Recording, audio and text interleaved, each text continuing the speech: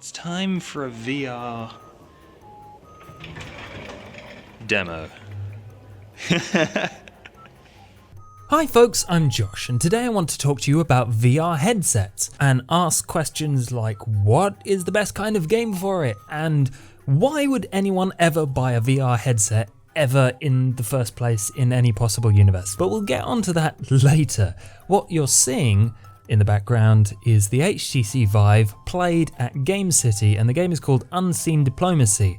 Now I'm going to explain very quickly what the HTC Vive is for those of you who haven't encountered it or heard of it. It is virtually the same as every other VR headset, in that is two screens strapped to your face, one screen for each eye, and depending on where you twist your head, up, down, left, right, wobble it all over the place, it will track your movements.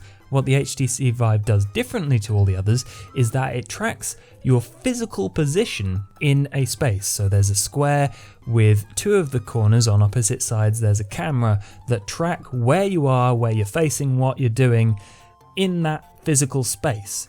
So whereas with something like the Oculus Rift, you might be sat down and using your head to be basically a very fancy camera, the HTC Vive has you interacting with things using two handheld controllers, which you can, you click in the buttons and you pick stuff up in the virtual space. And then it's a one-to-one movement, so you swing your arm in real life, you swing your arm in the game. And that is the coolest thing about where VR is going, is the fact that there's a physical element, and apparently that solved a lot of the kind of vertigo problems. People felt dizzy when they were stood up playing on the Oculus Rift and things like that. But basically, Unseen Diplomacy does a lot of cool things that I want to see VR headsets do, and I'll very quickly tell you what it is. It's a spy game that uses the HTC Vive so that you can press buttons and go through little challenges like pulling open a load of drawers to find a key, and pushing switches and breaking open boxes. At one point you fake mash a keyboard. When you're pretending to hack and you're going slam, slam, slam, slam, click, clack on the keyboard? That's what you do. You pretend to hack.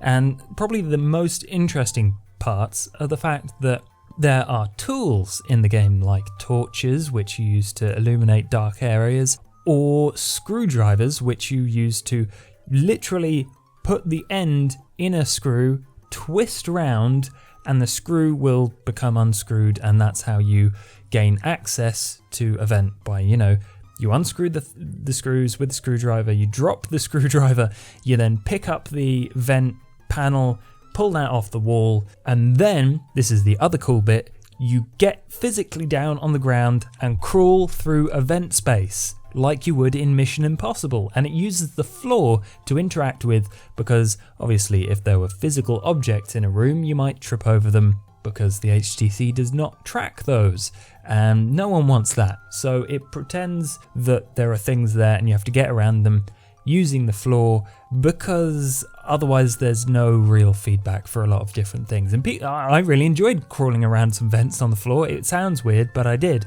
So VR looks set to be really cool for some people in some situations, and it has a lot of hurdles to get over, like vertigo. Some people felt dizzy, and things like eye disabilities, which mean that people just plain can't use it and it doesn't make sense for them to put this thing on their face. The fact that it might cost upwards of £300, dollars, I don't know which, when it becomes a thing, and all you may end up doing is using it as fancy head tracking for Elite Dangerous, which, don't get me wrong, that would be nice, but head tracking technology already exists, and I don't think you want to drop 300 quid on something that you could get for 50.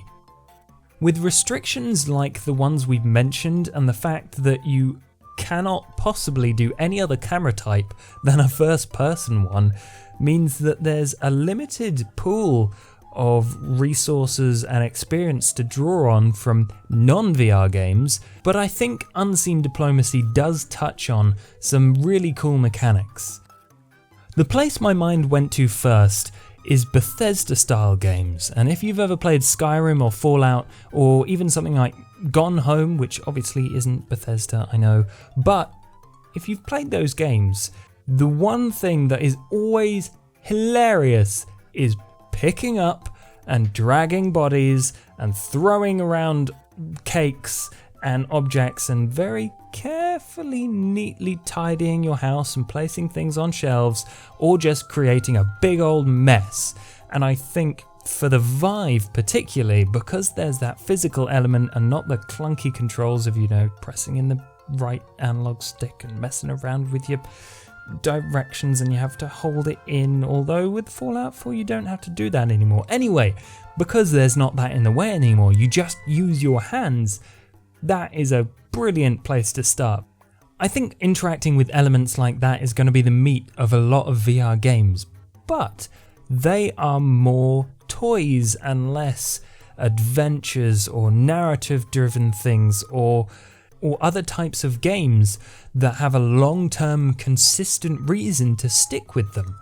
And really, how long do you want to have a screen stuck to your face? No more than 15 minutes, right? So perhaps something like a puzzle game like Mirror Moon EP, which would be beautiful in first person. Imagine looking up and seeing the mirrored moon of you walking around, moving celestial objects with your hand. That would be spectacular. So clearly there are a lot of obstacles in the way, and I'm very interested to see people answer questions about how VR will expand the horizons of games. So what do you think? Will you buy a VR headset? Would you have one in your house or go to a special VR place like you do for Laser Quest? And what kind of games do you think would work best? Have a chat with me down in the comments, and I will see you next time. Bye bye!